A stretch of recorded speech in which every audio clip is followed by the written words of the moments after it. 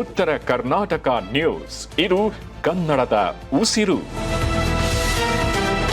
ತುಂಗಭದ್ರಾ ಅಣೆಕಟ್ಟಿನ ಎಲ್ಲ 33 ಹೊಸ ಕ್ರಸ್ಟ್ ಗೇಟ್ಗಳ ಉದ್ಘಾಟನೆ ನಿಮಿತ್ತ ಮುನಿರಾಬಾದ್ ರಿಸರ್ವ್ ಪೊಲೀಸ್ ಕವಾಯತು ಮೈದಾನದಲ್ಲಿ ಹೆಲಿಪ್ಯಾಡ್ಗೆ ಬಂದಿಳಿದ ಮುಖ್ಯಮಂತ್ರಿ ಡಿಕೆ ಶಿವಕುಮಾರ್ ಅವರಿಗೆ ಕೊಪ್ಪಳ ಜಿಲ್ಲಾಡಳಿತ ವತಿಯಿಂದ ಸ್ವಾಗತಿಸಿ ಪೊಲೀಸ್ ಗೌರವ ವಂದನೆ ಸಲ್ಲಿಸಲಾಯಿತು. ಈ ವೇಳೆ ಸಂಸದ ರಾಜಶೇಖರ್ ಹಿಟ್ನಾಳ್, ರಾಜ್ಯಸಭಾ ಸಂಸದ ಡಾಕ್ಟರ್ ಸೈಯದ್ ನಾಸೀರ್ ಹುಸೇನ್, ಶಾಸಕರಾದ HK. Patil, Shivraj Tangadagi, K. Raghavendra Hitnal, Basavaraj Rayareddy, G N. Ganesh, ಮಾಜಿ ಸಚಿವ ಅಮರೇಗೌಡ ಪಾಟೀಲ್ ಬಯಾಪುರ್, ಬಳ್ಳಾರಿ ವಲಯದ ಪೊಲೀಸ್ ಮಹಾನಿರೀಕ್ಷಕ ಡಾಕ್ಟರ್ ಪಿ.ಎಸ್. ಹರ್ಷ, ಜಿಲ್ಲಾಧಿಕಾರಿ ಡಾಕ್ಟರ್ ಸುರೇಶ್ ಹಿಟ್ನಾಳ್, ಜಿಲ್ಲಾ ಪಂಚಾಯತ್ ಸಿಒ ವರ್ಣಿತ ನೇಗಿ ಸೇರಿದಂತೆ ಜನಪ್ರತಿನಿಧಿಗಳು ಹಾಗೂ ಹಿರಿಯ ಅಧಿಕಾರಿಗಳು ಉಪಸ್ಥಿತರಿದ್ದರು.